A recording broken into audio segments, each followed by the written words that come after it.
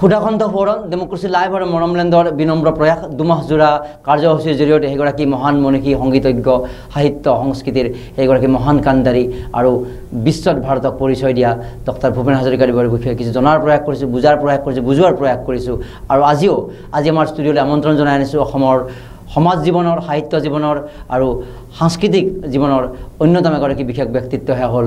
Retired IPS officer, বিশিষ্ট লেখক, চলচ্চিত্ৰ পৰিচালক দিলীপ বৰা ডাঙৰীয়া। আপোনাক স্বাগতম জনাইছোঁ। নমস্কাৰ।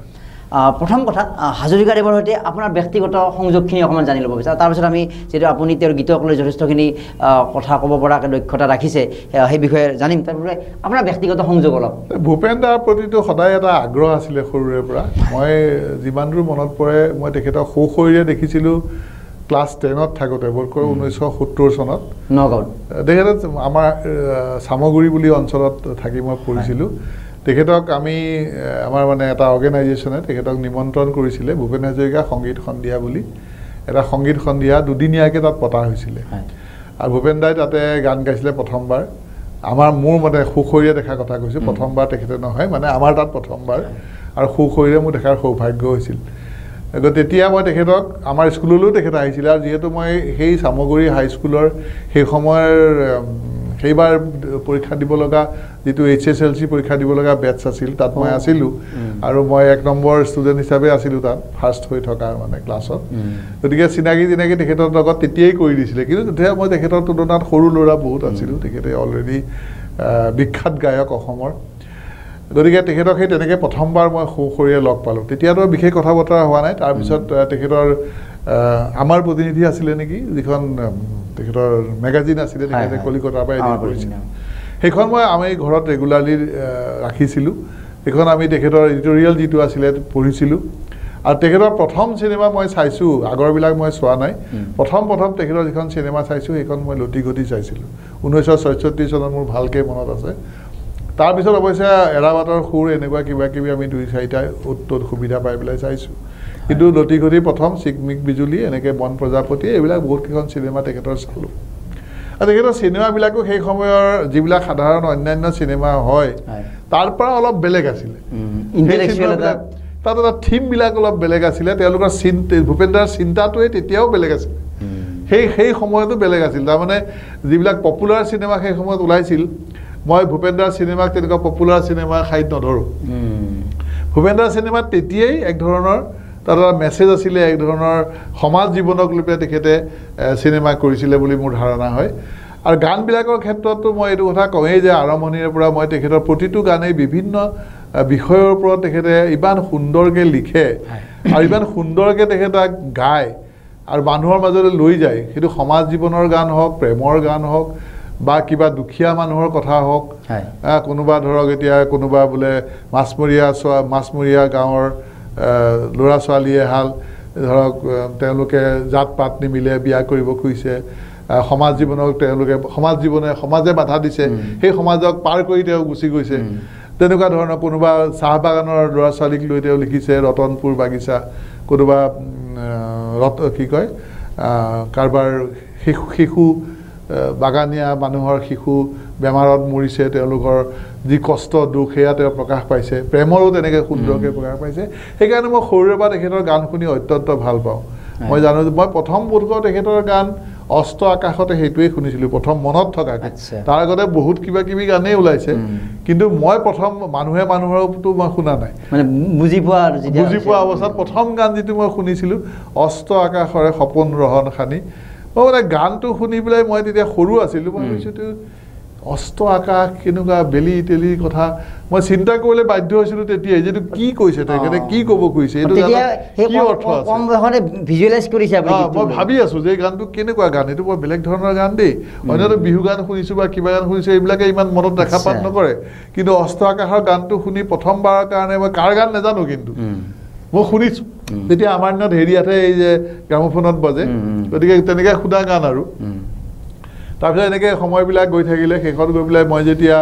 মানে চাকৰি জীৱনলৈ আহিলোঁ কলেজ জীৱনত থকা অৱস্থাত তেখেতক মই গুৱাহাটীত কেইবাবাৰো পাইছোঁ কিন্তু কথা তেনেকুৱা ওচৰা ওচৰিকৈ বিশেষ হোৱা নাই আগতে আমাৰ HMB ষ্টুডিঅ' এটা আছিলে আমাৰ কটন কলেজৰ হোষ্টেলৰ খুব ওচৰতে পাণবজাৰত তেখেত তাত আহি থাকে জয়ন্ত হাজৰিকা আহে এই সকলোবিলাককে আমি লগ পাওঁ তেখেতসকলৰ গানবিলাক ধৰক আৰু চবতকৈ ডাঙৰ কথা সূৰ্য গোস্বামী তেখেত আমাৰ হোষ্টেলৰে বৰ্ডাৰ আছিলে মোতকৈ ছিনিয়ৰ সূৰ্যদা আছিলে ভূপেন হাজৰিকাৰ টাবলিছ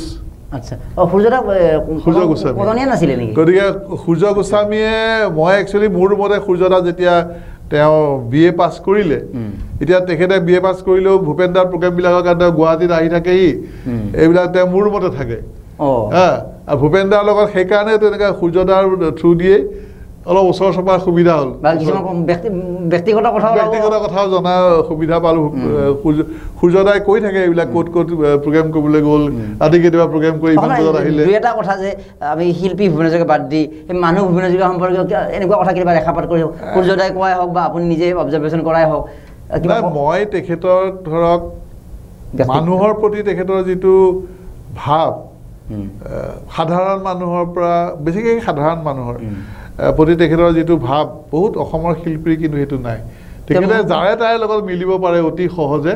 একেবাৰে সাধাৰণ মানুহজনক তেওঁ এনেকৈ হাতত ধৰি ডিঙিত ধৰি তেওঁ আপোন কৰি ল'ব পাৰে মুহূৰ্ততে আৰু তেখেতে কথা কোৱাৰ লগে লগে তেখেতৰ ভইচটো ইমান মিঠা হয়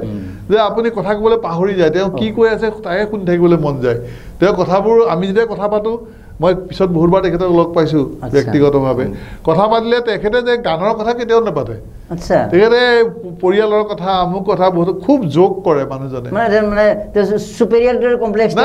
নাথিং তেওঁ সেই ধৰণৰ কোনো কথাই নাই আৰু তেওঁ যদি অলপ দেৰি বহাৰ পিছত তেওঁ ইমানেই হাঁহি জোক কৰিব যে আপোনাৰ মানে মই শুনি থকাজনৰ পেটৰ নাড়ী ছিগি যাওঁ অৱস্থা ইমান তেওঁ মানে মানুহক হুহুৱাব পাৰে মই তেখেতক এবাৰ লৈ গৈছিলোঁ মই যেতিয়া কাছাৰত SP হৈ আছিলোঁ এটা প্ৰগ্ৰেম মই কৰিছিলোঁ সেই সময়ত সংগীত সন্ধিয়া দুদিনীয়াকৈ ভূপেন দাক মই তালৈ লৈ গৈছিলোঁ কুমাৰ চানুহঁতো আছিলে কুমাৰ চানু নেকি এই যে কিশোৰ কুমাৰ গান গায় কুমাৰ চানু আছিলে কিশোৰ কুমাৰটো আগৰজন আৰু কুমাৰ চানু পিছৰজন কিশোৰ কুমাৰক মই নিয়া নাই ভূপেন দাক আছিলে আৰু কুমাৰ চানু আছিলে তাৰপিছত আপোনাৰ মুনমুন সেন আছিলে আৰু এই দ্ৰৌপদী হোৱা মানুহগৰাকী আছিলে ৰূপা গাংগুলী তাৰপিছত এই আপোনাৰ বম্বে ট্ৰুপ এটা আছিলে নাচ চাচ কৰা ভূপেন দাক মই মোৰ মানে পুলিচ গেষ্ট হাউচতে ৰাখিছিলোঁ আৰু তেখেতে মানে ইমান আনন্দ পায় সৰু কথাত মাছ ভাতটো খাই ভাল পায় কিবা এটা বস্তু যদি নি পেলাই দিয়েগৈ তেওঁ মানে ইমান এপ্ৰিচিয়েট কৰে সাধাৰণ বহুত মানুহে এইটো এপ্ৰিচিয়েট নকৰে তেওঁতো গোটেই পৃথিৱীখন ঘূৰি ফুৰা মানুহ আমি সাধাৰণ বস্তু এটা তেখেতক ধৰক কিবা এটা আগবঢ়াই দিলোঁ আপুনি ভূপেন দাক এইটো লৈ আহিছোঁ মই বুলিয়েই নহয় কোনোবা এজনে লৈ আহিলে তেওঁ বৰ আগ্ৰহেৰে লয় মানুহক তেওঁ অত্যন্ত ভাল পাইছিলে সেইটো চবতকৈ তেওঁ ডাঙৰ গুণ দেখিছিলোঁ তাৰমানে এইটো কি গড গিফ্টেড কাৰণ তেওঁ 1947 কলম্বিয়া বিশ্ববিদ্যালয়ৰ মাছ কমিউনিকেশ্যনৰ PhD ডিগ্ৰী ইমান বিশ্বৰ বিখ্যাত মানুহক লগ পাইছে শিল্পী লগ পাইছে ইউনিভাৰ্চিটিৰ প্ৰফেচাৰ আছিলে ইমান ডাঙৰ সৃষ্টি তাৰপাছতো আপুনি ক'ব খোজে বা তেওঁৰ ব্যক্তিত্বই ক'ব খোজে যে তেওঁ এজন ডাউন টু আৰ্থ পাৰ্চন আছিলে এইটো এতিয়াতো বহুতক দেখা পাওঁ যে ছানগ্লাছ লগাই মাতিবই ভয় লাগে এনেকুৱা টাইপ দুই এজন হৈ যায় এখন ভূপেন দা এইটো নাছিলে ভূপেন দা আছিলে ৰাইজৰ শিল্পী ৰাইজৰ শিল্পী তেওঁ মাজে মাজে খং উঠিলে তেওঁ বেয়া কথাও কয় আমাৰ নিচিনাকৈ সেইটোও আছিলে কিন্তু সেইটোৱে মানুহজনৰ পাৰ্চনেলিটিক আৰুহে বঢ়াই দিয়ে তেওঁ যে মানুহৰ মাজৰ মানুহ সেইটোৱে প্ৰমাণ কৰে তেওঁ কোনো আইভৰি টাৱাৰত বহি পেলাই গীত নিলিখে আইভৰি টাৱাৰত বহি পেলাই তেওঁ কাকো চাৰমন নিদিয়ে তেওঁ যি দিয়ে তেওঁ জীৱনৰ অভিজ্ঞতা তেওঁ যি দেখিছে যি শুনিছে যি বুজিছে সেয়া তেওঁ গীততো প্ৰকাশ পায় মানুহৰ লগত কথা বতৰাতো প্ৰকাশ পায় আৰু মানুহক তেওঁ মই কৈছোঁ বাৰম্বাৰ কৈছোঁ একেটা কথা মানুহক তেখেতে অত্যন্ত ভাল পাইছিলে মানুহৰ প্ৰতি তেখেতৰ যি ভালপোৱা সেই ভালপোৱা আপুনি গম পাইছে যে মানুহে মানুহৰ বাবে যদিহে একোকে নেভাবে অকণো নেভাবে এই ধৰণৰ গান তেনেকুৱা ভালপোৱাৰ কাৰণেই লিখিব পাৰে দোলা কথাটো কওকচোন আপুনি কৈছিলে নাই এইটো যে মানুহবিলাকৰ ধৰে কমিউনিজিম তেখেতে সেই সময়ত অৱশ্যে বহুতবিলাক মানুহে কমিউনিষ্ট আইডিঅলজিয়ে বহুতকে ইনফ্লুৱেঞ্চ কৰিছে জ্যোতিপ্ৰসাদ আগৰৱালা বিষ্ণুপ্ৰসাদ ৰাভা ভূপেন হাজৰিকা ফণী শৰ্মা মানুহ নাছিলেই যাক কমিউনিজিমে মানে প্ৰভাৱ পেলোৱা নাছিলে ভূপেন দায়ো সেই কমিউনিজিমৰ যি মানে মানুহৰ প্ৰতি যিটো দৰদ সাধাৰণ মানুহৰ প্ৰতি যি দৰদ সাধাৰণ মানুহৰ উন্নয়নৰ যিটো কল্পনা মাৰ্ক্সিজিমত আছিলে সেইটোৰ প্ৰতি ভূপেন দাও তাৰ কাৰণে আগ্ৰহী হৈছিল ফ্ৰম পিয়ৰ হাৰ্ট আছিল কোনো দিখাৱা কোনো কথাই নাছিল মানে কোনো কমিউনিষ্ট পাৰ্টিৰ সদস্য নাছিলে কিন্তু যিটো আপোনাৰ ইণ্ডিয়ান পিপল ষ্টেট আৰু গ্ৰুপত তেওঁ আছিলে গতিকে তাৰ লগত কমিউনিজিমৰ এইটো সম্পৰ্কটো সদায় আছিলেই গতিকে পিপল ষ্টেট আৰু group also' a part of political ideology এটা পাৰ্ট আছিলে গতিকে তেখেত তাৰ লগতো এছ'চিয়েট আছিলে সেইকাৰণে তেওঁ দোলা দোলা এইটো গানটো তেওঁ লিখিব পাৰিছিলে আৰু সেই গানটোত তেওঁ কেনেকৈ দুখীয়া মানুহৰ কথা কেনেকৈ কৈছে যে দোলাবাৰীয়ে ডাঙৰ ধনী মানুহৰ দোলা কান্ধত তুলি লৈ যায় ভিতৰত তেওঁলোকে পাংখা মাৰি মাৰি যায় চোঁৱৰ বোলাই বোলাই তেওঁলোকে ঠাণ্ডা কৰি যায় ৱেৰেজ সেই মানুহকেইটা যিকেইটা দোলাভাৰীকেইটাই ঘাম পেলাই পেলাই তেওঁলোকে সেই মানুহবিলাকে উঠাই লৈ যায় আৰু কৈছে যে ভালকৈ চলাবি দোলা নহ'লে আমাৰ কান্ধৰ পৰা পিছলিব লাগিলে ভাগৰি পৰিব দোলা নে কি এনেকৈ লাইনটো আছিলে মই ফটকে মনলৈ অহা নাই শোষণৰ ছবি এখন এটা আহি যায় সুন্দৰ যে মানুহবিলাক কষ্ট কৰে কেনেকৈ ধনী মানুহবিলাকে সাধাৰণ মানুহক কি ধৰণে এক্সপ্লইট কৰে এই গোটেই বস্তুবিলাক তেওঁ বৰ সুন্দৰকৈ দেখুৱাই দিব পাৰিছিলে তেখেতৰ গানৰ যোগেৰে তেখেতৰ কবিতাৰ যোগেৰে আৰু এইটো এইকাৰণেই পাৰিছিলে যে তেওঁ মানুহৰ প্ৰতি সেই যিটো ভাল পোৱা সেইটো আছিল আৰু তেখেত নিজেও তেখেত যথেষ্ট চাফাৰ কৰিছিলে বহুত মানুহৰ কাৰণে তেখেতক মদাৰৰ ফুল বুলি মানুহে গালি পাৰিছিলে মদাহী আমুক তামুক বিভিন্ন ধৰণৰ ষ্টৰী আমি যেতিয়া কলেজত থাকোঁতেও সেই তেনেকুৱা কথা দুটা কওকচোন এনে আপোনাৰ বন্ধুবৰ্গৰ মাজত যেতিয়া এতিয়া জুবিনক লৈ বিভিন্ন আলোচনা সমালোচনা হয় বা এনেকুৱা ভূপেন হাজৰিকাক লৈ তেনেকুৱা ভূপেন হাজৰিকাৰ কথা কিছুমান যিবিলাক চ' কল আমাৰ মানে ভদ্ৰ মানুহ তেওঁলোকে ভূপেন হাজৰিকাক মানে হীন চকুৰে চাইছিলে মানুহজন ঠিক নহয় এনেকুৱা ধৰণে কিয় ঠিক নহয় তাৰ সেইটো সময়ত ধৰক তেখেতৰ বিবাহ বিচ্ছেদ হৈছে তেখেতৰ ৱাইফ একোটা একোটা তেওঁলোকে বনায়ো লয় কিছুমান লতা মংগেশকাৰৰ কথা কয় বিভিন্ন যিসকল মহিলা তেওঁৰ সংস্পৰ্শলৈ আহে তেওঁলোকে সকলোৱে যেন ভূপেন হাজৰিকাৰ প্ৰতি দুৰ্বল এনেকুৱা ধৰণৰ কথা কিছুমান কৈ থাকে মই কিন্তু তেখেতক পাৰ্চনেলি ব্যক্তিগতভাৱে মই বহুতবাৰ পাইছোঁ সুন্দৰকৈ কথা কয় আৰু এটা কথা কি যেতিয়া এটা ভূপেন দাৰ নিচিনা এটা পাৰ্চনেলিটি অ'ৰা এটা থাকেই যিকোনো তেনেকুৱা পাৰ্চনেলিটি মানুহৰ সেই অ'ৰাটোৰ কাৰণে মানুহ এট্ৰেক্ট হয় মতা মানুহো এট্ৰেক্ট হয় মাইকী মানুহ এট্ৰেক্ট হয় মতা মানুহ এট্ৰেক্ট হ'লে ইমান মানুহে নেদেখে ভূপেন দাৰ পিছে পিছে যোৱা ঢেৰ মতা মানুহ আছে নাই মতা মানুহ পিছে পিছে গৈ ভূপেন দা গৈ কাষতে বহি থাকিব সেইটোত কোনো আপত্তি নকৰে কিন্তু মাইকী মানুহ এজনী যদি বহেগে লগে লগে ষ্টৰী এটা বনাই দিয়ে মানুহে গতিকে তেওঁ আচলতে পৃথিৱীত এনেকুৱা এটা মেন অফ টটেলি ডিফাৰেণ্ট কাৰণ এই যে ভাল লগা কথাটো ক'লে আপুনি যে পুৰুষ মানুহ তেওঁৰ কাষত থাকি ভাল পায় এইটো বস্তুটো তেওঁতো নিজকে গড গিফ্টেড এটা বিষয় তেওঁ এটা অ'ৰা মই ক'লোৱে অ'ৰা বুলি যিটো কয় ইংৰাজীত এটা মানে তেওঁৰ আকৰ্ষণ এটা আছে সেই আকৰ্ষণটোৱে মতা মানুহকো আকৰ্ষণ কৰে মাইকী মানুহকো আকৰ্ষণ কৰে সৰু ল'ৰা ছোৱালীকো আকৰ্ষণ কৰে ডাঙৰকো বুঢ়াকো আকৰ্ষণ কৰে কিন্তু বাকীবিলাকৰ ক্ষেত্ৰত একো প্ৰব্লেম নহয় খালি মাইকী মানুহবিলাক আকৰ্ষিত হ'লে ওচৰলৈ গ'লেই এটা আমাৰ সমাজখন তেনেকুৱা মনবিলাক তেনেকুৱা মানুহবিলাক শিল্পী মানুহ যিহেতু সৃষ্টিশীলতাত থাকে বহু সময়ত দেখিছোঁ এগৰাকী অলপতে এগৰাকী ভদ্ৰ মহিলাই মোক ফোন কৰিলে তেওঁ কণ্ঠশিল্পী ভূপেন তেওঁ বিবাহিত মহিলা আগৰ পৰা তেওঁলোকৰ চিনাকি আছিল বহুতৰ সন্মুখতে ক'লে বোলে যে এই জনমত মোৰ মনৰ ইচ্ছা থাকি গ'ল অহা জনমত যেন তোক মই পাওঁ সকলোৰে সন্মুখত অৰ্থাৎ এই কতো তেওঁ অন্তৰত বিশালতা এটা বা তেওঁ যে অন্তৰত যে মতা মানুহ এটাই তেনেকৈ ভাবে মই যদি ভূপেন হাজৰিকাৰ লগত ভূপেন হাজৰিকা অপেনলি তেওঁকে মানুহৰ সন্মুখতে ক'লে তাৰমানে তেওঁৰ অন্তৰত কোনো বেয়া ভাৱ নাই কাৰণেহে ক'ব পাৰিলে কথাটো বেয়া ভাল বুলি কথা নাই মানুহৰ ধৰক আকৰ্ষণটো আপুনি বেয়া বুলি ক'ব নোৱাৰে সেইটো কোনোবাই প্ৰকাশ কৰে কোনোবাই নকৰে এতিয়া মই ভূপেন দাক ভাল পাওঁ মই কৈ নুফুৰো তেওঁৰ মনত কোনো জটিলতা নাই কাৰণে বা কোনো নিগেটিভ থট নাই কাৰণে কথাখিনি পাৰি পাৰিছে কোনো ডাঙৰ কথা নহয় এই জনমত তোমাক মই নেপালোঁ পিছৰ জনমত হয়তো পাম বুলি সেইটো যিকোনো মানুহে ক'ব পাৰে একো বেয়া কথা নহয় সেইটো কোনো ধৰণৰ বেয়া কথাটো নহয় গতিকে মই নাভাবোঁ যে এইবিলাক কথা কোনো ভিত্তি আছে আৰু শিল্পীসকলৰ মনবিলাক বহল তেওঁলোকে কনফাইন হৈ নাথাকে এইটো ডাঙৰ কথা এটা মানুহে বহুতে ভাবে যে কবিবিলাক এনেকুৱা বদমাছ সাহিত্যিকবিলাক তেনেকুৱা বদমাছ গায়কবিলাকে এনেকুৱা বদমাছি কৰে আচলতে সেইবিলাক কথা অৰ্থহীন কাৰণ শিল্পীৰ মন কনফাইন নহয় মাজতে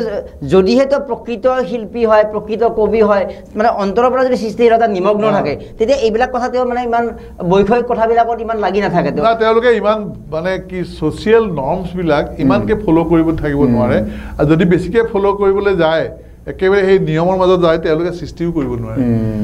অলপ অনিয়ম থাকিবই এই নিয়মবিলাক কাৰ কাৰণে সাধাৰণ মানুহৰ কাৰণে এতিয়া বিষ্ণু ৰাভাৰ কথা যদি উঠে সেইটো অসাধাৰণ আছিলে হয় কথা সেইকাৰণে গাঁৱে গাঁৱে গাঁৱে ভূপেন হাজৰিকা অসাধাৰণ এজন ভগৱান প্ৰদত্ত আছিলে আপুনি ধৰক বিষ্ণু ৰাভা বা ভূপেন হাজৰিকা বা জ্যোতিপ্ৰসাদ তিনিজনৰে জীৱন চাব আপুনি তেওঁলোকক কোনে কনফাইন কৰি ৰাখিব পাৰিছে কোনেও কনফাইন কৰি ৰাখিব পৰা নাই যোনে কনফাইন হৈ গৈছে তেওঁ সৃষ্টিশীলতাক নাইকিয়া হৈ যাব এইবিলাক মানুহ অপেন এইবিলাক তেওঁলোকৰ হৃদয় বহল যেনেকৈ মনবিলাক বহল তেওঁলোক সেই ধৰণে মুক্ত চৰাই নিচিনা মুক্ত চৰাই হ'লে বিহংগ হ'লেহে আপুনি দেখিব চাৰিওফালে কি হৈ আছে নহ'লে আপুনি এটা চুকত বহি মূৰ তল কৰি বহি থাকিব সংসাৰৰ জ্বালা যন্ত্ৰণালৈ বহি থাকিব পৰিয়াল কেন্দ্ৰিক হৈ থাকিব এওঁলোক পৰিয়াল কেন্দ্ৰিক মানুহ নাছিলে সেইকাৰণে ইমানখিনি সৃষ্টিশীল হ'ল নহ'লেতো এতিয়া ধৰক বহুতেই কিবা কিবি লিখে বহুতেই এতিয়া আমাৰ নিচিনা মানুহো লিখি আছোঁ ময়ো গান লিখিছোঁ ময়ো কিবা লিখিছোঁ কিন্তু আমাৰ মাজত সেই বস্তুটো হয়তো কম আমি অপেন নহয় সেইটো কৰিম বুলি কোৱা নহয় কিজানি সেইটো নাই আমি এই ৰক্ষণশীলতাৰ মাজত সোমাই গ'লোঁ সাংসাৰিক ৰক্ষণশীলতা সাংসাৰিক বন্ধন সামাজিক বন্ধন চাকৰিৰ বন্ধন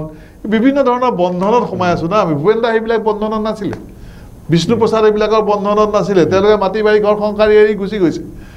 জ্যোতিপ্ৰসাদ সেই বন্ধনত নাছিলে গতিকে তেওঁলোক আমাতকৈ বহুত ওপৰৰ মানুহ সেইকাৰণে আমাৰ কথাটো এনেকুৱা নেকি যে সময়ে সময়ে ঈশ্বৰে বা ঈশ্বৰ প্ৰেৰিত শক্তি আমাৰ মাজত আৱিৰ্ভাৱ হয় তেনেকুৱা ভাবিব পাৰি নেকি মই ঈশ্বৰৰ বিশ্বাস নকৰোঁ মই প্ৰতিভাত বিশেষ শক্তিক বিশ্বাস কৰে কিবা বিশেষ শক্তি মই বিশ্বাস নকৰোঁ মই ভাবোঁ যে প্ৰতিভা চবৰে সমান নহয় মানি লৈছে যে হাজৰিকাদেৱ পুৰুষ মহিলা চবেই আকৰ্ষিত হ'বলৈ সেইটোকে ঈশ্বৰ প্ৰদত্ত নহয় সেইটো মানুহবিলাকৰ কিছুমানৰ পাৰ্চনেলিটি তেনেকৈ ডেভেলপ হয় কিয় হয় আপুনি ক'ব নোৱাৰে সেইটো ঈশ্বৰৰ আননোন পাৱাৰ বুলি নহয় এতিয়া ধৰক মোৰ ভাইটিটো মোৰ নিচিনা নহয় কিন্তু ঈশ্বৰে ইয়াত কোনো ডিভিজন সৃষ্টি কৰা নাই সেইটো ডিফাৰেঞ্চ বেলেগ কথা আৰু মানুহে ভাল লগা বিষয়টো এটা বেলেগ বিষয় আপুনি সকলোবিলাক বিষয়তে আপুনি দেখিব আল্টিমেটলি কথাটো একেটাই ভাল লগা বেয়া লগা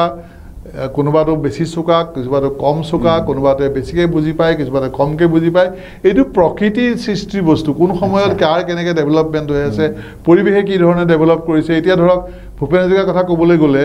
তেখেতে গানৰ পৰিৱেশ এটা সৰুৰে পৰা পাইছিলে তথাপিও তেওঁৰ নিজৰো টেলেণ্ট আছিলে প্ৰতিভা এটা নিজৰ পৰা বিকশিত হৈ আহে কিছুমান এতিয়া মোৰ ভইচটো মোৰ আৰু মোৰ ভণ্টি বা মোৰ ভাইটিৰ ভইচৰ লগত ভইচটো এনেই শুনাত মিলিব পাৰে কিন্তু সুৰৰ যিটো মানে ভিতৰত উপাদানটো থাকে সেইটো মোৰ ভিতৰত নাই উপাদানটো নাই সেইটো কিছুমান আপোনাৰ কেমিকেল টেকনিকেল বস্তু কিছুমানে আপোনাৰ সেইটো নিয়ন্ত্ৰণ কৰে সেইটো প্ৰকৃতিৰ মাজৰ পৰা আহে যিটো আপোনাৰ জন্মৰ সময়ত যিটো আপোনাৰ শুক্ৰাণু গৈ পেলাই এগটো ফাৰ্টিলাইজ কৰে তাৰপিছত ডেভেলপ কৰে তাত আপোনাৰ জিন্স কি আহিলে যিটো জেনম বুলি কয় সেই বস্তুবিলাক কি জিন্সৰ কি বস্তু ক'ৰ পৰা সোমালে শ বছৰ ধৰি পেলাই এইটো সৃষ্টি হৈ থাকে এইবিলাক কাৰোবাৰ সেইটো আহে কাৰোবাৰ নাহে এতিয়া মোৰ ঘৰতে কোনোবা এটা সুন্দৰ গান গাই দিব মই গানেই গাব নোৱাৰোঁ কিছুমানক গোটেইকেইটাই গাব পাৰে তাৰ ভিতৰত এটা বেছি ভাল পঢ়া শুনাও তেনেকুৱা আপোনাৰ পাঁচটা ভাই কয় কোনোবাটো চোকা কোনোবাটো অলপ কম চোকা কোনোবাটো একেবাৰে বুৰ্বক একেটা বাপেক মাকৰ ল'ৰা ছোৱালী গতিকে জিন্সবিলাকে এইবিলাক কণ্ট্ৰল কৰে বুলি এতিয়া চাইণ্টিফিক আৰু ডক্টৰ ভূপেন হাজৰিকা এজন হোৱাৰ ক্ষেত্ৰত তেওঁৰ যিটো ইণ্টেলেকচুৱেল পাৰ্ট তেওঁৰ যিটো ষ্টাডি কলম্বিয়া বিশ্ববিদ্যালয়ত সেই 1947 ভাবিবই য'ত নোৱাৰি য'ত মানে তাত গৈ PhDৰ কথা ভবা ব্যক্তি তো ইণ্টেলেকচুৱেল পাৰ্টটো ভূপেন হাজৰিকাজনক আৰু মানে তেওঁৰ শিক্ষাই তেওঁক জ্ঞান দিছে তেওঁ জ্ঞানী হৈছে জ্ঞানে গীতবোৰ গভীৰ এক্সপ্ৰেছ কৰিছে তেওঁ জ্ঞানৰ পৰা তেওঁ যিবিলাক লিখা বা তেওঁৰ যিটো গীত কবিতা বা গান তাত তেওঁ সেই বস্তুবিলাক আনিছে সেইকাৰণে মই ভাবোঁ যে শিক্ষাটো সকলো ক্ষেত্ৰতে মানুহক লাগে এতিয়াতো বহুত শিল্পী আছে তেওঁলোকেও গান গাইছে তেওঁলোকেও যথেষ্ট পপুলাৰ এনেকুৱাও শিল্পী আছে অসমত যাৰ কাৰণে মানুহে জীৱন দিবলৈ ওলাই থাকে কিন্তু তেওঁলোকে সেই লেভেলটো পোৱা নাই জ্ঞানৰ লেভেলটো পোৱা নাই কাৰণ তেওঁলোকে শিক্ষাৰ ক্ষেত্ৰত হয়তো তেওঁলোক পিছ পৰি থাকিল জ্ঞানৰ ক্ষেত্ৰতো পিছ পৰিলে গতিকে ভূপেন হাজৰিকাৰ সমান জ্ঞান হয়তো তেওঁলোকে নাপালে কিন্তু নৱকান্ত বৰুৱাই লিখা গানো তেওঁ গাইছে তাতো যথেষ্ট ভাল সেইবিলাক গানো যথেষ্ট ভাল নিমৰ পৰা বৰদলৈয়ে লিখা গানো তেওঁ গাইছে অন্য মানুহে লিখা গানো গাইছে গতিকে তেখেতৰ গানবিলাক অলপ ইউনিক বেলেগ ধৰণৰ তেওঁ লিখাবিলাক বেলেগ ধৰণৰ তেওঁৰ গোটেই বিশ্ব ব্ৰহ্মাণ্ডৰ কথা তাত আহি যায় অন্যতাতো আহিব পাৰে কিন্তু মই এতিয়া কৈছোঁ কনচিষ্টেণ্টলি তেওঁ বহুতখিনি লিখিছে আৰু বিভিন্ন বিষয়ৰ ওপৰত লিখিলে ক'তো তেওঁ ভুল নাই আৰু সেইকাৰণে হাজৰিকাদেৱ ইমান চৰ্চাৰ বিষয় ইমান আকৰ্ষণৰ কাৰণ বা সেই জ্ঞানেতো গভীৰতা আনি দিছে আৰু গভীৰতাৰ কাৰণে ব্যক্তিত্বটো ফুটি উঠিছে তো তেওঁৰ অহংকাৰ নোহোৱাটো বৰ ডাঙৰ কথা তেওঁ কোনো ধৰণৰ অহংকাৰ নাই এইকেইটা আমি সামৰিমে ক'ৰবাত এই অহংকাৰ যিটো আমাৰ গ্লেমাৰ বুলি কোৱা হয় যে ছানগ্লাছ পিন্ধি নিজকে সেই পৰিৱেশটো তেতিয়া ক'ৰবাত নাছিল এতিয়া ক'ৰবাত কমাৰ্চিয়েল যুগটোৰ কাৰণে বেছিকৈ আহিছে ছানগ্লাছযোৰ পিন্ধি নিজকে শিল্পী দেখাব লাগে বা হাজৰিকাদেৱৰ দিনত এই ধৰণৰ পৰিৱেশ নাছিল ইমান কমাৰ্চিয়েলাইজ কথাটো নাছিল সেইকাৰণে সেইকাৰণে প্ৰভাৱটো পৰা নাছিল নেকি সেইটো হয় ধৰক ভিজুৱেল যিটো আজিকালি যিটো ভিজুৱেল মিডিয়া এট্ৰেকশ্যন হয় ভিজুৱেলি আপুনি মানুহটোক দেখে বিভিন্ন মিডিয়াৰ থ্ৰুদি আপুনি ধৰক যেতিয়া আমি ধৰক মই আপোনাক ক'লোৱেই যে মই ক্লাছ 10 1970লৈকে ভূপেন হাজৰিকাক দেখাই নাই দেখিবলৈ মই কোনোবা ষ্টেজত যাব লাগিব তেখেতে য'ত পাৰফৰ্ম কৰিব তাত গৈ পেলাই মই ওলাবগৈ লাগিব তাকো দূৰৰ পৰা মই চাব লাগিব মোৰ লাগ ভাল যে ক্লাছ 10ত থাকোঁতে 1970ত তেখেত মোৰ কলেজৰ স্কুললৈ আহিলে বা মই ওচৰৰ পৰা তেখেতৰ গান শুনিবলৈ সুবিধা পালোঁ স্কুললৈ অহাৰ কাৰণে মই চিনাকি হ'বলৈ সুবিধা পালোঁ সেই সুবিধাটো তেতিয়া পালেহে মই তেখেতৰ চাক্ষুভাৱে সেইদিনাহে দেখিছোঁ আজিকালিতো আপোনাৰ দিনে ৰাতিয়ে দেখি থাকে এইটো ভিডিঅ' ওলাল সেইটো কিবা ওলাল ক'ৰবাত চিনেমা চালে কিবা কৰিলে গতিকে এইবিলাক কথা সময়ৰ লগে লগে বহুত বস্তুৰ লগত নিৰ্ভৰ কৰে পৰিৱৰ্তন হয় সেইটো কিন্তু ভূপেন হাজৰিকা চিৰন্তন অসমীয়া সমাজত এইকাৰণে যে তেখেতে এনেকুৱা অৱদান দি থৈ গৈছে যিটো হয়তো অন্য কোনো শিল্পীয়ে দিব নোৱাৰিব আগলৈ বহু সমস্যা হৈছে কাৰণ ভূপেন হাজৰিকা এটা ইউনিক বস্তু এটা বেলেগ পৰ্যায়ত বেলেগ সৃষ্টি হ'ব কিন্তু ভূপেন হাজৰিকাৰ সৃষ্টি নহয় এইটোতে মই আপোনাক এটা কথা কওঁ মই মাজতে মোক এজন প্ৰডিউচাৰে এখন ছবিৰ কাৰণে এটা গান লিখিব গ'লে এবাৰ গানটো লিখিলোঁ